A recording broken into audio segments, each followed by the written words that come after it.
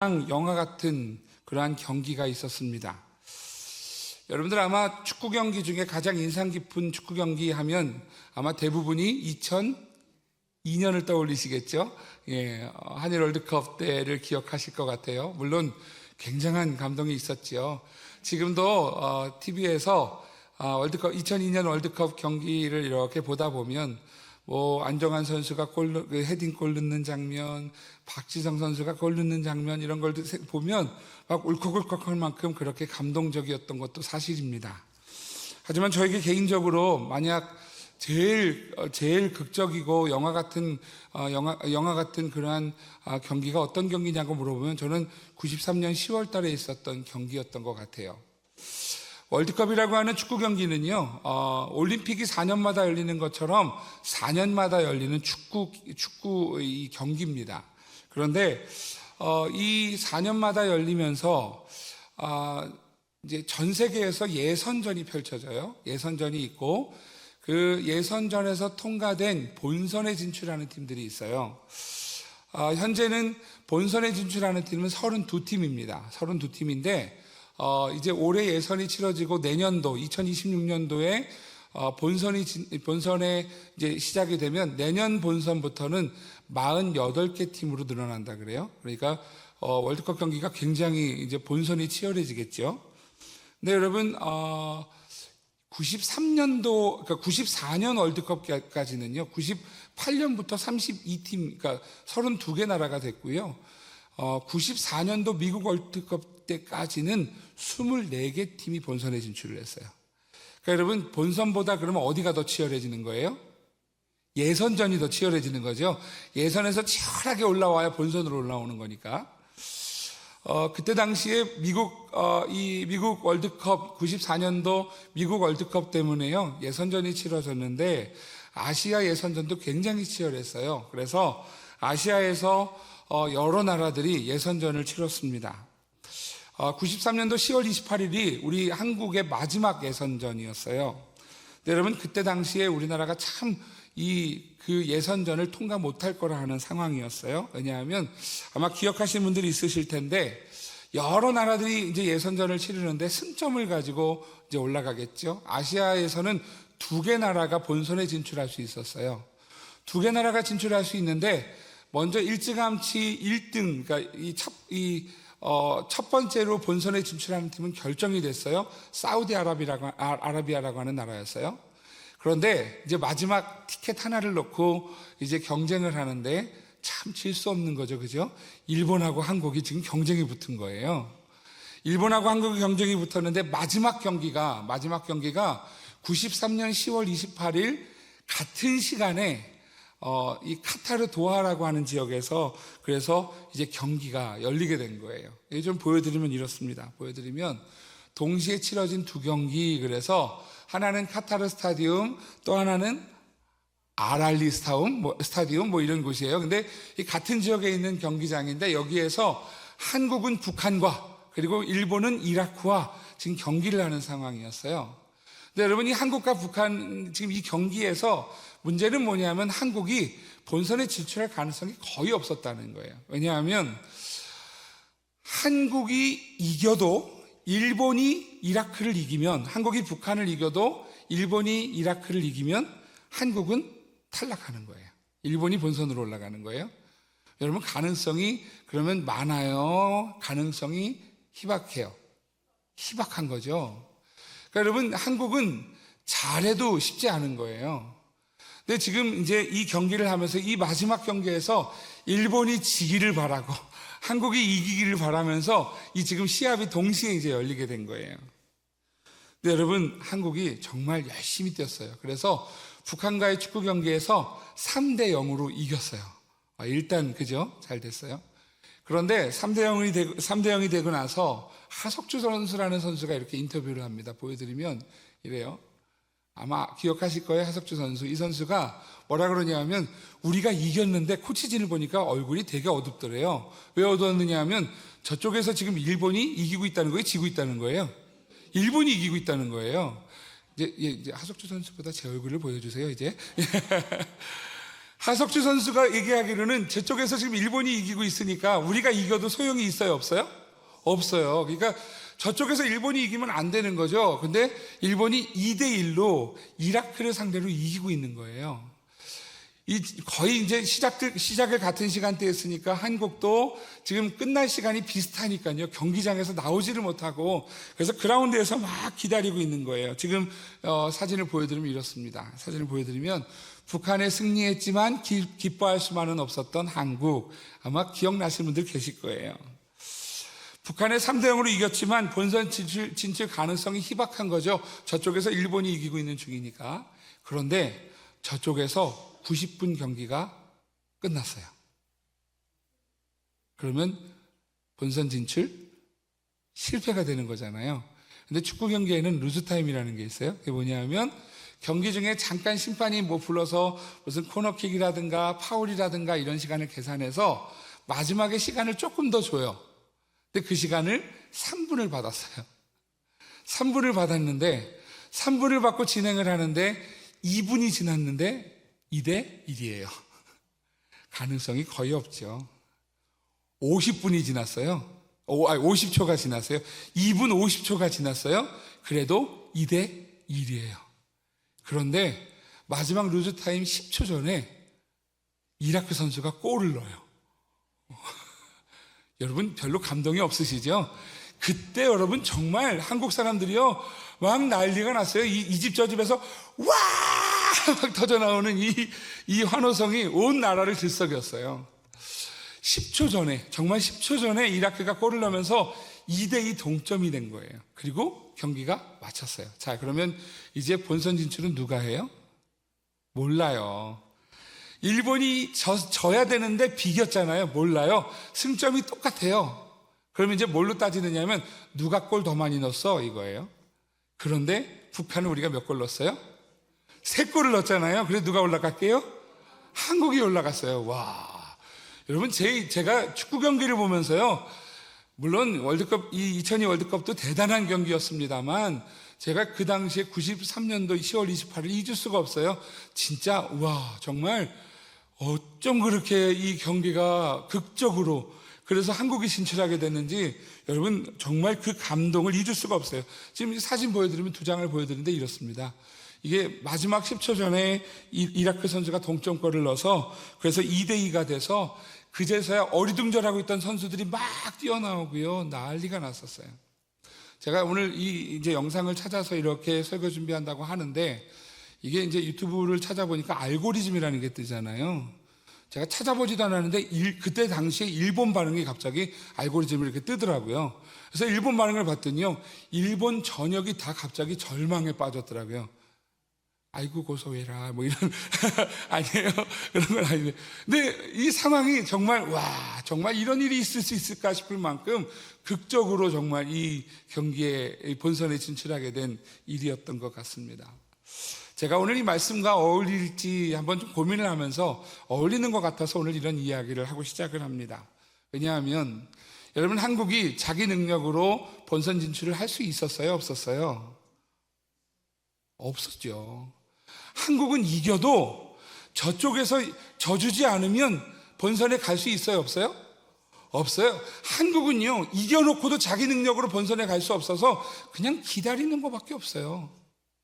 그런데 저쪽에서 마침 정말 한국의 선물 같은 그런 동점이 터지면서 그러면서 본선에 가게 되었어요. 자기 능력이 아니었어요. 오늘 제가 말씀을 준비하면서 율법과 믿음이라고 하는 주제의 말씀을 나누면서 마치 우리 믿음이 그런 것 아닌가 하는 생각이 들어요. 여러분 우리의 능력으로 우리가 율법을 잘 지켜서 우리가 착해서 우리가 능력이 있어서 우리가 대단해서 천국 갈 수 있어요? 없어요? 없어요. 우리는 우리 능력으로 우리가 자력으로 천국 갈 수 있는 일은 아무도 없다는 거예요. 아무리 착해도 아무리 선해도 아무리 권력을 가지고 있어도 아무리 돈을 많이 가지고 있어도 마치 한국 팀이 저쪽 팀이 어떻게 되는지를 귀 기울이는 것처럼 우리는 우리 능력으로 천국을 갈 수 없는 존재들이라는 것이지요. 그런데 오늘 주님이 우리에게 그 구원의 은혜를 십자가를 통해서 허락해 주셨다는 것이지요. 할렐루야. 여러분 93년의 감동보다 우리가 천국 가게 되었다는 감동이 더 큰 믿음의 성도들 되시기를 주의 이름으로 축복합니다. 할렐루야. 여러분 얼마나 감사해요. 우리는 아무것도 못하는데 하나님이 우리를 천국으로 인도하시잖아요. 여러분 이 천국의 기쁨을 여러분 꼭 가지고 여러분 그 은혜에 감사하며 여러분 기쁨의 삶을 사는 믿음의 성도들 다 되시기를 주의 이름으로 축복합니다. 우리가 갈라디아서 말씀을 쭉 보고 있는데요, 갈라디아서 말씀은요 2장까지는 이런 내용들이에요. 스토리를 중심으로 이어졌어요. 왜냐하면 1장과 2장을 통해서 우리가 왜 갈라디아 교회를 왜 사도행전과 잇고 있느냐 하면 갈라디아 교회에 보낸 편지와 이 상황이 가장 예수님이 승천하신 이후에 첫 번째 벌어졌던 사역들과 연결되기 때문에 그렇죠. 자, 좀 간단하게 훑으면 그렇습니다. 예수님께서 하늘로 승천하시면서 제자들을 남겨두셨어요. 교회를 남겨두셨어요. 왜 남겨두셨느냐 하면 이 땅에 주의 나라, 주의 복음을, 천국 복음을 전하라고 남겨두셨어요. 여러분 그렇게 남겨진 이들이 성령을 받고요, 그래서 증인의 삶을 살기 시작합니다. 다니면서 복음을 전하는 거예요. 많은 사람들이 예수 믿기 시작했어요. 믿는 자의 수가 많아졌다라고 성경이 기록하고 있지요. 그렇게 많은 사람들이 예수 믿기 시작을 했고, 여러분 믿는 사람들이 같이 모이니 즐거워요. 서로 채워주고 서로 떡을 떼고 사랑하니까 여러분 그곳이요 천국이 되는 거예요. 그래서 너무 행복했어요. 그런데 교회가 그렇게 모여서 예루살렘 교회로 모였는데 한 가지, 이 기쁨이 너무 충만하다 보니까 한 가지를 놓치죠. 증인의 삶을 점점 놓쳐가기 시작한 거예요. 소홀해지기 시작하는 거예요. 그때 하나님은 교회에 핵폭탄을 터뜨려요. 누구예요? 누구 사건이에요? 스데반 집사님의 사건이에요. 제가 아까 1부 예배 시간에 2부 예배는 대답 잘하던데 그랬는데 여러분 대답 잘해 주셔야 돼요. 스데반 집사님의 사건이 터지면서 스데반 집사님의 순교로 여러분 교회가 흩어졌어요. 성도들이 흩어졌어요. 흩어지고 나니 그래 우리가 복음을 전해야지. 그리고 가서 복음을 전하기 시작했어요. 그렇게 세워진 교회가 무슨 교회예요? 안디옥 교회라는 거죠. 안디옥 교회예요. 안디옥 교회가 세워졌어요. 예루살렘 교회 이후에 첫 번째 교회가 세워지게 됐어요. 자, 이 안디옥 교회에서 성도들이 다시 모입니다.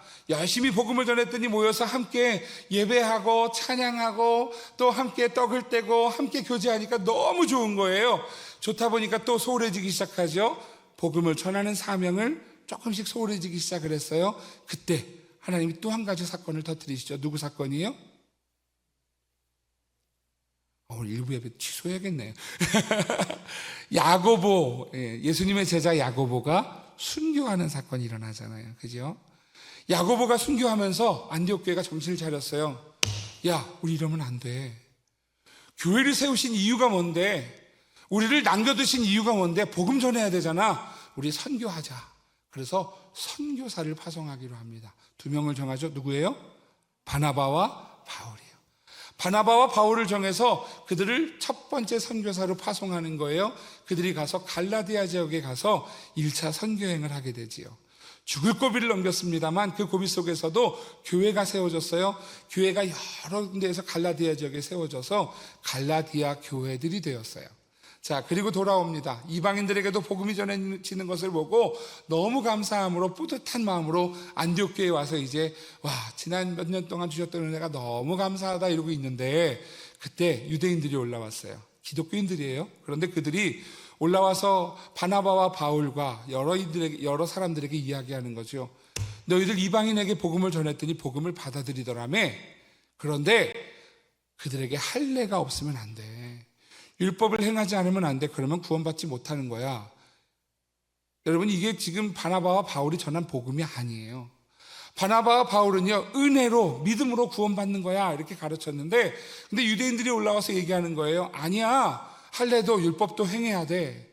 이게 논쟁이 되다가 보니까요, 이게 결론이 안 나요. 그래서 예루살렘 교회로 가자. 거기는 교회 지도자들이 많으니 그들에게 함께 물어보자. 그래서 예루살렘 교회에 모여서 예루살렘 총회를 하게 되지요. 거기에서 목소리 큰 놈이 이긴다고 할례를 받아야 됩니다. 율법을 행해야 합니다. 막 그러니까요, 분위기가 이쪽으로 이렇게 쏠리는 거예요. 그런가 봐. 원래 그렇잖아요. 그죠? 이게 좋은 게 아니에요. 그죠? 바르게 가야 되는데 좋은 게 아니에요. 그런데 그때 사도 베드로가 하는 이야기죠. 베드로가 이렇게 이야기합니다. 아니요, 나를 하나님 보내셨던 이유가 무엇인가 하면 고넬료 사건을 얘기하는 거죠. 이방인들에게도 복음을 전하라고 나를 보내신 거니 오늘 이방인에게도 우리와 동일하게 은혜로 구원받는 것입니다. 이렇게 이야기하는 거예요. 베드로가 이야기하는데 거기에 예수님의 동생 야고보, 특별히 예루살렘 교회의 담임 목회자였던 야고보가 거기에 힘을 실쳐 맞습니다. 베드로가 한 이야기가 맞습니다. 이방인에게도 은혜로 구원이 이루어지는 것입니다. 믿기만 하면 됩니다. 그러니 더 이상 이 일로 어지럽히지 맙시다. 다만 이방인들에게 너희들이 구원받은 성도로서 합당한 믿음의 삶을 살라고 권면합시다 라고 1차 예루살렘 총회에서 하나님의 은혜에 대한 일들을 잘 정리해 주게 됩니다. 자, 이게 1차 예루살렘 총회였어요. 자, 그리고 나서 이제 베드로가 그 기념해서 안디옥 교회로 올라간 거예요. 올라가서 이방인들하고 밥을 같이 먹는 거예요. 원래는 이방인들하고 밥 먹을 수 없어요. 그런데 이방인들하고 같이 식사를 하기 시작을 하는 거죠. 그런데 그때 마침 야고보가 보낸 사람, 예루살렘 지도자였던 목회자였던 야고보가 보낸 사람들이 지금 그곳에 도착합니다. 지난번에 말씀드렸습니다만 사실은 야고보가 보낸 사람들이 아니었어요. 야고보는 그런 사람들을 보낸 적이 없어요. 그런데 사람들이 다니면서 율법을 행해야 돼, 할례를 행해야 돼 이런 이야기를 하면서 유명한 사람 지금 이름을 팔아먹는 거예요. 다시 이런 거죠. 내가 하고 싶은 얘기를 하고 싶은데 나는 공신력이 없으니 공신력 있는 사람들 얘기를 하는 거예요. 이 사람도 나하고 같이 하는 사람이야. 저 사람도 나하고 친해. 우리 보통 그러잖아요. 그죠? 내 주장을 펴기 위해서 가끔 여러분 우리 모두의 의견인 것처럼 얘기할 때가 있잖아요. 그죠? 또 때로는 그럴 때 있잖아요. 유명한 사람 이름 대고 그 사람 나랑 친해. 이럴 때 있잖아요. 그죠? 그런 분 계세요? 예. 그렇잖아요. 그러니까 지금 이렇게 얘기하는 사람들이 온 거예요. 베드로가 밥을 먹다 말고요. 밥을 식사를 하다가 그 사람들이 왔다는 소식을 듣고요. 숟가락을 놓고 도망가요. 근데 왜 도망갔느냐 하면 여러분 이 사람들이 야고보가 보낸 사람들이 아니라는 거 알아요. 그런데 이 사람들하고 쓸데없는 논쟁하는 것이 싫어서 사실은 숟가락을 놓고 가는 거였어요. 그런데 이제 문제는 베드로의 여파가 다른 사람들에게도 퍼지는 거죠. 베드로가 갔더니 같이 앉아 있었던 유대인들도 우리도 여기서 밥 먹으면 안 될 것 같은데 그리고 숟가락을 놓고 갔어요. 근데 더 큰 문제가 있어요. 안디옥 교회 지도자였던 바나바도 그 지금 베드로가 가는 걸 보면서 나도 이거 먹으면 안 되는 거 아니야? 그리고 눈치 살피다가 숟가락을 내려놓고 가는 거예요. 그걸 보면서 바울이 쫓아가서 베드로에게 이야기하는 거죠. 베드로에게 하는 이야기예요. 베드로 네가 어떻게 이렇게 할 수 있냐? 사람들 앞에서 이야기하는 거예요. 너 우리가 분명히 은혜로 구원받는 거라고 우리가 분명히 믿잖아. 우리가 이걸 선언했잖아. 이렇게 가르쳤잖아. 그런데 네가 어떻게 이방인들하고 밥 먹다가 너 숟가락을 놓고 갈 수가 있어? 라는 이야기를 하는 거예요. 여러분 이 이유가 있죠. 왜냐하면 이 일로 인해서 안디옥 교회가 갈라지게 생긴 거예요. 이방인들이 같이 밥을 먹다가 이방인 기독교인들이요. 이방인 기독교인들이 밥을 먹다가 갑자기 베드로도 가고 유대인들도 가고 바나바도 갔으니 이 사람들에게 상처 입었어요? 아니면 좋아요? 상처 입었죠. 그러니 이방인 기독교인들과 유대인 기독교인들이 나뉘어져서 교회가 쪼개지게 생긴 거예요. 그러니 바울이 쫓아가서 베드로에게 건징이라는 걸 하게 되는 거예요. 그 건징이 뭐냐면 네가 어떻게 이럴 수 있냐. 여러분 베드로는 그 건징을 잘 받아요. 왜냐하면 이게 옳은 걸 알아서 그래요. 베드로전서에 보면 베드로는 바울을 사랑한다라고 표현하고 있어요. 그만큼 그 옳은 일에 대해서 순종할 수 있는 믿음의 그릇이었다라고 하는 것이지요. 오늘 여러분 베드로가 그렇게 하면서 이 기록이 1장 2장에서 너희들 믿음으로 우리가 구원받는 거야 라는 것들을 지금 계속 설명해 주고 있는 게 2장까지였어요 2장까지는요 이런 이야기를 중심으로 이어졌다면 3장부터는요 그 이야기를 중심으로 그러면 우리가 믿고 있는 진리가 뭐냐에 대한 내용을 정리하고 있어요. 그게 3장 내용이에요. 지난주 우리가 3장 1절에서 9절까지 말씀을 나눴는데요 3장 1절에서 9절 말씀은 뭘 얘기했느냐 하면 오늘 잃어버린 십자가를 되찾아야 한다라는 말씀을 오늘 갈라디아서 3장 1절부터 9절 말씀까지 하고 있다는 것이죠. 여러분 성도에게 있어서요 십자가를 놓치면 안 됩니다. 십자가를 잃어버리면 안 됩니다. 그 십자가를 다시 꼭 붙잡는 것이 믿음의 회복이고 성도의 회복이지요. 오늘 선민의 모든 성도들, 오늘 하나님의 모든 사람들이 다시 십자가를 꼭 붙잡는 믿음의 성도들 다 되시기를 주의 이름으로 축복합니다. 여러분, 오늘 그럴 때 우리는 믿음의 길을 가는 것이지요. 아무리 봐도 우리는 능력이 없어요. 아무리 착해도, 아무리 똑똑해도, 아무리 잘났어도 우리는 우리 능력으로 천국 갈 수 없다는 거예요. 그런데 오늘 하나님의 은혜로, 예수 그리스도의 십자가의 은혜로 우리가 받았음을 믿으시기를 주의 이름으로 축복합니다. 오늘 그 말씀의 연장선상이 오늘 본문 말씀인데요. 오늘 말씀은 갈라디아서를 통하여서 사도 바울이 우리에게 이렇게 가르쳐 줍니다. 첫 번째, 같이 한번 읽어볼게요. 시작. 율법은 죄를 알게 하는 것입니다. 자, 율법이 뭐냐를 이야기하는데요. 율법은 죄를 알게 하는 것이다 라는 거예요. 여러분, 율법의 기능이 무엇인가? 율법이 좋은 거예요? 나쁜 거예요? 여러분, 성경에서 율법에 대해서 신약에서 부정한다고 율법이 나쁜 게 결코 아니에요. 율법은 선한 거예요. 좋은 거예요. 근데 이 율법의 기능을 잘 활용해야 되는 것이죠. 오늘 갈라디아서 3장 10절 말씀은 이렇게 말씀합니다. 같이 읽겠습니다. 시작. 무릇 율법 행위에 속한 자들은 저주 아래 있나니 기록된 바 누구든지 율법책에 기록된 대로 모든 일을 항상 행하지 아니하는 자는 저주 아래 있는 자라 하였음이라. 아멘. 오늘 10절 말씀은 이렇게 가르쳐 줍니다. 율법은요, 율법 행위에 속한 자들은 저주 아래 있는 자들이다, 이렇게 얘기해요. 이 말이 마치 율법이 나쁜 것처럼 들려지게 되는데요, 아니에요. 율법은 하나님의 선하신 일을 담고 있는 거예요. 그런데 이 율법 앞에서 우리가 지금 지켜야 되는 게 뭐냐면 뒤에 이렇게 설명하죠. 누구든지 율법책에 기록된 대로 모든 일을 항상 행하지 아니하는 자는 이에요. 자, 여러분, 모든 율법을 항상 다 행해야만 되는데 하나라도 행하지 않으면 그러면 다 죄가 된다는 거예요. 야고보서에서도 이렇게 말씀합니다. 야고보서 2장 10절이죠. 같이 읽겠습니다. 시작. 누구든지 온 율법을 지키다가 그 하나를 범하면 모두 범한 자가 되나니. 10개 중에서 9개를 율법을 잘 행했어요. 그런데 하나를 놓쳤어요. 그러면 지금 율법은 어떻게 보느냐 하면 율법에서는요, 하나만 놓쳐도 나머지 9개도 다 죄를 진 거다, 이렇게 얘기하는 거예요. 율법은요, 아무리 노력해도 율법을 행할 수 있는 능력이 우리에게 없습니다. 아마도 기독교 역사상 가장 율법과 믿음의 관계를 잘 아는 사람이 누굴까 생각해 보면 저는 사도 바울일 것 같아요. 왜냐하면 이전에 사도 바울의 삶은 율법을 위해 목숨 걸었던 삶이잖아요. 율법을 지키는 일을 위해서 뛰어다니면서 율법을 따르지 않는 이들, 새로운 것을 따르는 사람들에게 핍박하고 심지어는 그들을 죽이는 일에 앞장섰던 사람이 사도 바울이었잖아요. 그런데 이전에 그랬던 그가 이후에 믿음을 증거하는 삶을 살게 되잖아요. 그러니까 율법과 믿음의 삶을 가장 잘하는 사람이 아마 사도 바울이 아닐까 하는 생각이 듭니다. 여러분, 사도 바울은 오늘 갈라디아서에서 믿음과 율법에 대해서 설명해 주고 있는데요. 율법은 오늘 우리의 죄를 드러나게 하는 것, 우리의 불가능한 이러한 율법의 모든 일들을 깨닫게 하는 것이 율법의 목적이라고 가르쳐 주는 것이지요. 여러분, 율법은 뭘까요? 혹시 여러분들은 율법하면 구약에서 이야기하는 율법을 생각하실까요? 아니요.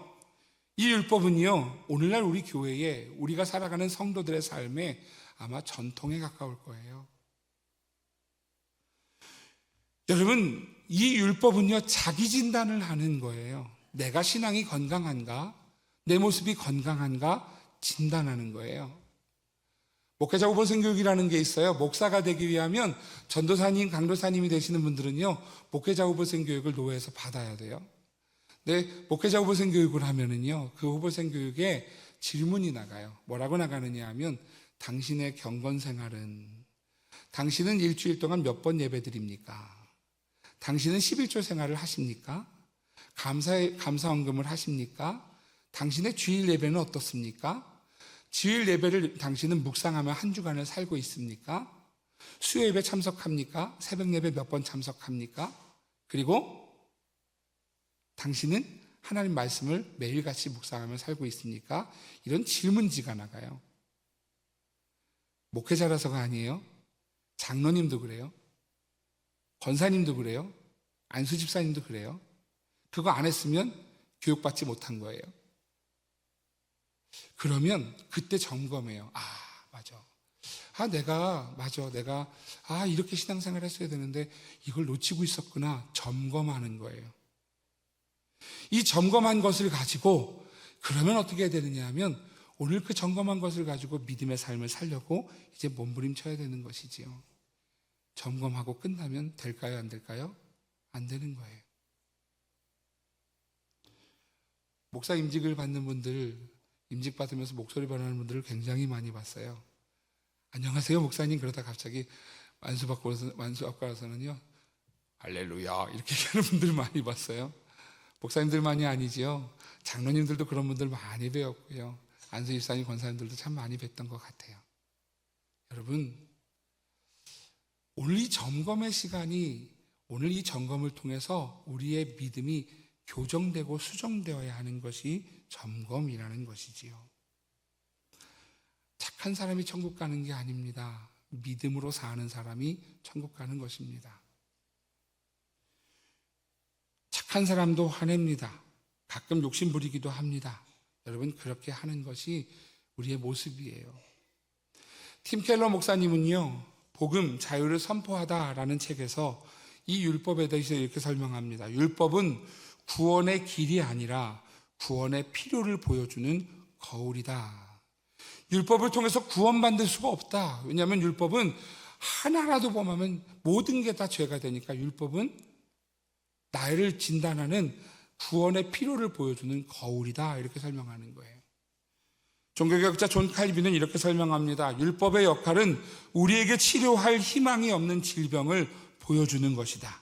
그리고 복음의 역할은 희망이 없는 사람들에게 치료약을 가져다 주는 것이다. 얼마 전에 우리 이전에 있었던 교회에 가깝게 지냈던 목사님 사모님과 함께 만났어요.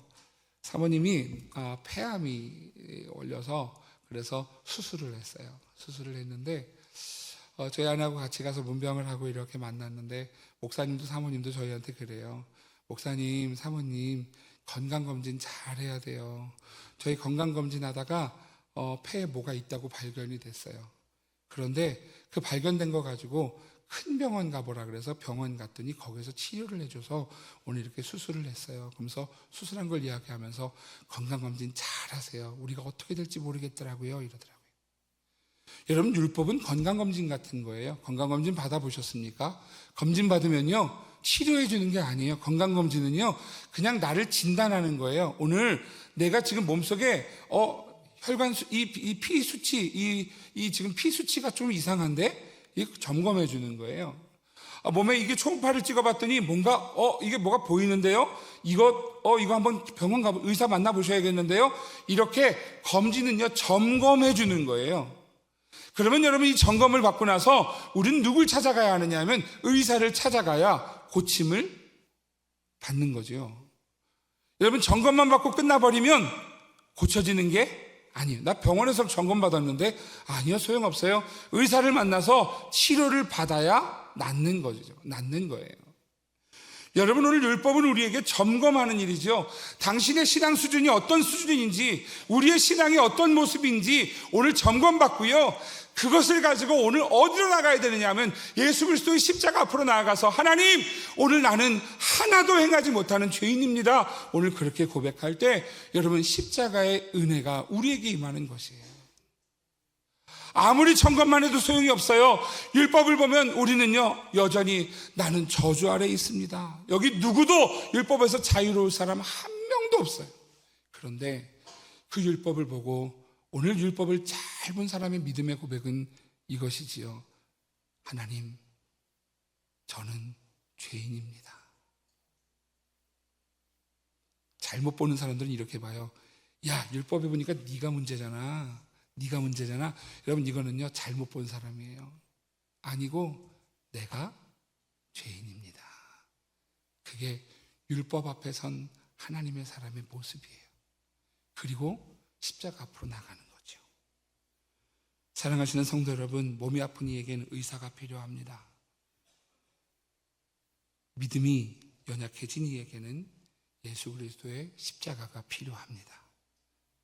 갈라디아서 3장 13절은요, 오늘 우리가 이렇게 말씀해 줍니다. 같이 읽겠습니다. 시작.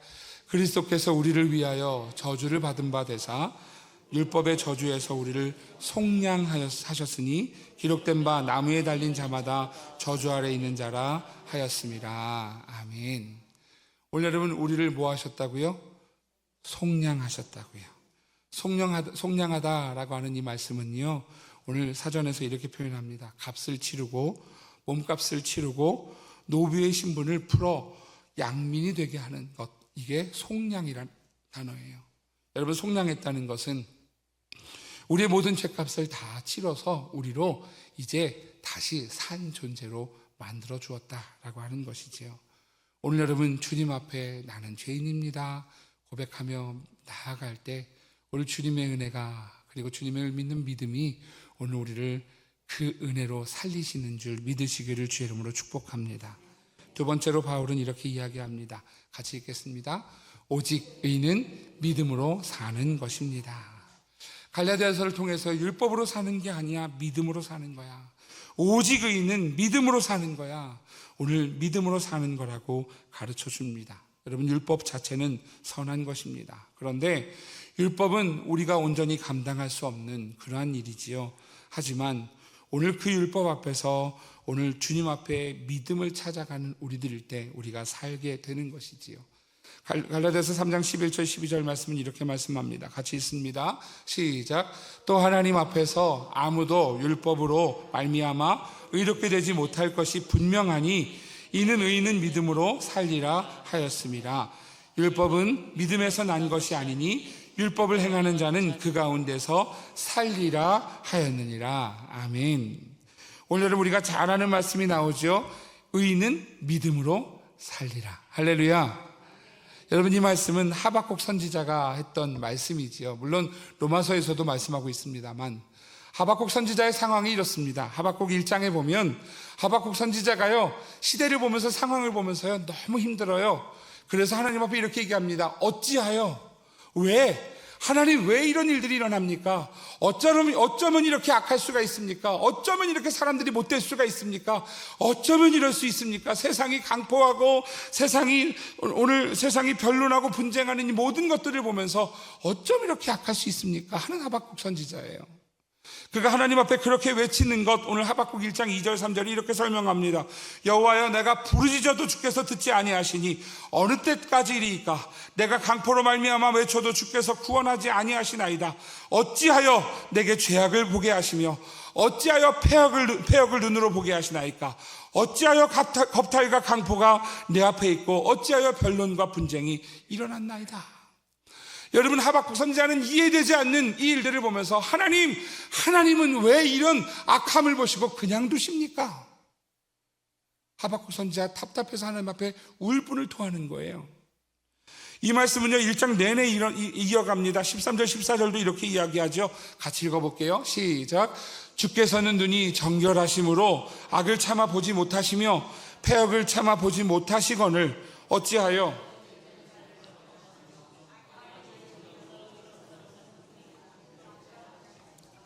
주께서 어찌하여 사람을 바닥의 고기 같게 하시며 다스리는 자 없는 벌레 같게 하시나이까. 아멘.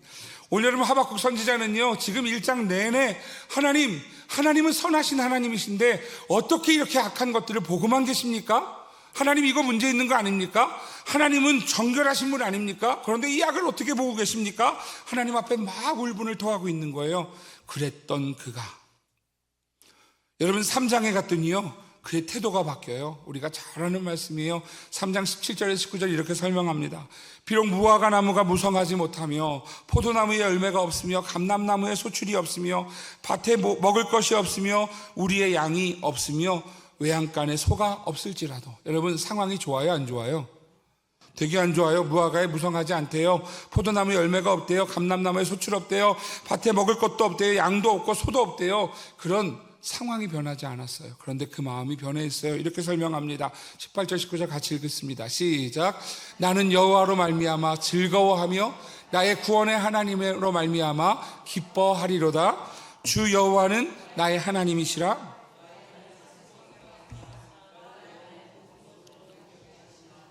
이 노래는 지휘하는 사람을 위하여 내 수금에 맞춘 것이니라. 아멘. 여러분, 지금 하박국 선지자가 상황이 바뀌지 않았는데요, 오늘 하나님 앞에 나는 여호와로 인하여 기뻐하며 즐거워합니다, 이렇게 고백하는 거예요. 여러분, 1장과 너무 다른 하박국 선지자가 보이지 않습니까? 왜냐하면 2장에서 그는 오늘 하나님의 은혜를 입었어요. 2장 3절 4절이 이렇게 설명합니다. 3절 4절 같이 있습니다. 시작. 이 묵시는 정한 때가 있나니 그 종말이 속히 이르겠고 결코 거짓되지 아니하리라. 비록 더딜지라도 기다리라. 지체되지 않고 반드시 응하리라. 보라, 그의 마음은 교만하며 그 속에서 정직하지 못하나 의인은 그의 믿음으로 말미암아 살리라. 아멘. 이 장에서 상황이 변하지 않았지만 오늘 하나님을 봤어요. 하나님을 보니 하나님이 말씀하시는 거예요. 비록 더딜지라도 기다리라. 지체되지 않고 하나님의 약속을 이루시겠다 말씀하시는 거예요. 그러면서 이렇게 설명하는 거죠. 그 약속을 받으려면 어떻게 해야 되느냐? 의인은 그의 믿음으로 말미암아 살리라. 할렐루야. 여러분, 약속은 어떻게 받는 거냐면 믿음으로 얻는 거예요. 믿는 사람이 이 약속을 차지하게 되는 거예요. 하박국 선지자는요, 오늘 그 어려운 상황 속에서 믿음으로 오늘 이 말씀을 받았어요. 그래서 고백하는 것이죠. 의인은 믿음으로 말미암아 삽니다. 나는 그러니 하나님을 보고 기뻐하고 즐거워하겠습니다. 사랑하시는 성도 여러분, 오늘 하나님을 보고 기뻐하며 즐거워하는 주의 성도가 되시기를 주의 이름으로 축복합니다. 오늘 그것이 여러분 믿음의 사람의 고백이어야 하는 거예요. 믿음의 사람의 고백은요, 여러분 불만하고 짜증내고 하는 믿음의 그런 고백이 아니라 오늘 하나님을 보고 십자가의 은혜를 보고 감사하고 오늘 그 주님 앞에 찬양하는 믿음의 고백이에요. 추수감사주의를 맞이하면서 여러분 어떠십니까? 여러분 오늘 억지로 감사하고 계십니까? 아니면 오늘 그 십자가의 은혜에 감사하며 오늘 하나님을 찬양하고 계십니까?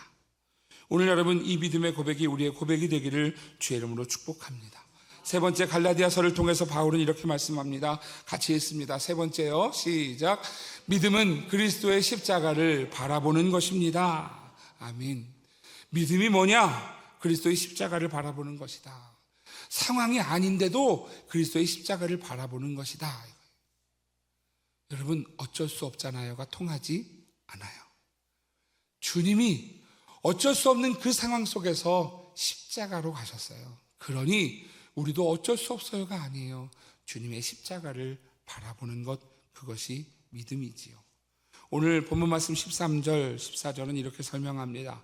그리스도께서 우리를 위하여 저주받은 바 되사 율법의 저주에서 우리를 속량하셨으니 기록된 바 나무에 달린 자마다 저주 아래 있는 자라 하였습니다. 이는 그리스도 예수 안에서 아브라함의 복이 이방인에게 미치게 하고 또 우리로 하여금 믿음으로 말미암아 성령의 약속을 받게 하려 함이라. 나무에 달린 자가 누구냐 하면 예수 그리스도라는 거예요. 신명기 21장 23절은 이렇게 설명하지요. 같이 읽습니다. 시작. 그 시체를 나무 위에 밤새도록 두지 말고 그날에 장사하여 내 하나님 여호와께서 내게 기업으로 주시는 땅을 더럽히지 말라. 나무에 달린 자는 하나님께 저주를 받았음이니라. 아멘. 여러분, 우리가 나무에 달려 저주받은 존재예요. 왜냐하면 우리는 하나님 앞에 율법으로 여러분 죽어지는 존재거든요. 그런데 오늘 그 저주받은 자리에 누가 가셨느냐 하면 예수님이 가셨다는 거예요. 요한복음 19장 30절에 보면 이렇게 설명합니다. 예수님의 십자가에 달려 죽으시는 장면이에요. 예수께서 신포도주를 받으신 후에 이르시되 다 이루었다 하시고 머리를 숙이니 영원히 떠나가시니라. 예수님이 나무에 달린 바 되셨어요. 십자가에서 돌아가셨어요. 그 나무에 달린 바 누가 되어야 하냐면 제가 되고 여러분이 되어야 하는 것이지요. 그런데 주님이 대신 지셨어요. 오늘 그러면서 우리로 하여금 뭐라고 이야기하느냐 하면 그 주님의 십자가를 바라보라는 거예요. 이스라엘 진영에 광야에서 불뱀이 막 왔어요. 이 불뱀에 물리면 사람들이 죽는 거예요. 원망하고 불평하고 짜증내고 누구 탓하는 그러한 이들에게 불뱀이 와서 물기 시작하니까요, 다 죽게 생긴 거예요. 우리 좀 살려주십시오. 우리가 원망한 거 잘못했습니다. 그럴 때 하나님 모세에게 말씀하시죠. 놋뱀을 만들어서 장대에 높이 달라고요. 그러면서 말씀하시는 거예요. 그것을 쳐다보는 자마다 산다고요. 사랑하시는 성도 여러분, 주님의 십자가를 잃어버리지 마십시오. 주님의 십자가를 쳐다보실 때 사는 줄 믿으시기를 주의 이름으로 축복합니다. 이게 믿음이에요. 믿음은 상황에서 십자가를 보는 거예요. 상황이 허락하지 않았지만 그곳에서 십자가로 가셨던 주님을 바라보는 거예요. 오늘 그 믿음의 선민의 성도들 되시기를 축복합니다. 마지막 네 번째는요, 바울은 갈라디아를 통해서 말씀합니다. 같이 읽을게요. 예수 그리스도의 십자가 약속은 율법보다 먼저 있었던 은혜의 약속입니다. 바울은요, 아주 논리적으로 좀 설명합니다. 뭐라고 이야기하는가? 오늘 15절에서 18절에 이렇게 말씀하지요. 형제들아, 내가 사람의 예대로 말하노니 사람의 언약이라도 정한 후에는 아무도 폐하거나 더하거나 하지 못하느니라. 이 약속들은 아브라함과 그 자손에게 말씀하신 것인데 여럿을 가리켜 그 자손들이라 하지 아니하시고 오직 한 사람을 가리켜 내 자손이라 하셨으니 곧 그리스도라. 17절 18절 같이 읽을게요. 내가 이것을 말하노니 하나님께서 미리 정하신 언약을 430년 후에 생긴 율법이 폐기하지 못하고 그 약속을 헛되게 하지 못하리라. 만일 그 유업이 율법에서 난 것이면 약속에서 난 것이 아니리라. 그러나 하나님이 약속으로 말미암아 아브라함에게 주신 것이라. 아멘. 여러분, 지금 이 말씀이 무슨 의미냐? 바울이 설명하는데 이렇게 설명하는 거예요. 자, 율법은 누가 썼어요? 율법을 하나님이 주셨겠죠. 그런데 누구 통해서 쓰셨어요? 모세를 통해서 쓰셨어요. 모세가 썼어요. 그런데 약속은 누구에게 주셨는가 하면 아브라함에게 주셨다는 거예요. 자, 아브라함이 먼저예요? 모세가 먼저예요? 아브라함이 먼저예요? 모세가 먼저예요? 아브라함이 먼저예요. 아브라함은 창세기 12장에 나와요. 모세는 창세기가 끝나고 출애굽기가 시작할 때 나와요. 그러니 아브라함이 최소한 430년 이전 사람이에요. 430년 전에 하나님은 아브라함에게 약속하셨다라고 지금 성경이 말씀하는 것이죠. 약속하셨고 그 약속 뒤에 모세를 통하여서 율법을 적으셨는데 오늘 이 율법보다 그러면 이 약속이 우선되는 거야 라고 얘기하는 거예요. 율법이 그렇다고 아니라는 게 아니에요. 율법을 우리가 지키려고 노력하는 믿음을 살아야 하지만 그럼에도 불구하고 율법보다 더 우선되는 게 뭐냐면 약속이야. 그러니 이 약속을 믿음으로 받는 사람은 아브라함의 자손인 거야 라고 말씀하시는 거죠. 창세기 22장 18절은요 그 약속을 이렇게 설명합니다. 또 내 씨로 말미암아 천하 만민이 복을 받으리니. 오늘 하나님의 복을 약속하셨어요. 그것이 아브라함을 통해 하신 약속이고 오늘 우리는 그 약속을 꼭 붙잡는 사람일 때 오늘 믿음의 삶이 된다는 것이지요.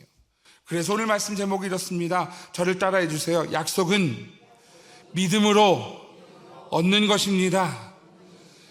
여러분, 오늘 성경은 우리에게 약속을 가르쳐줘요. 성경은요 구약과 신약이 무슨 뜻이냐면 옛 약속, 새 약속이에요. 오늘 그 모든 약속을 어떻게 얻는 거냐 하면 오늘 그 약속을 꼭 붙잡고 지키는 자에게 그 약속이 오늘 임하는 줄 믿으시기를 주의 이름으로 축복합니다. 그 약속이 나에게 주신 것을 믿고 가는 이에게 주시는 거예요. 오늘 예수 그리스도의 십자가 약속은 오늘 이 믿음이 없으면 오늘 십자가 약속을 얻을 수 없는 것이지요.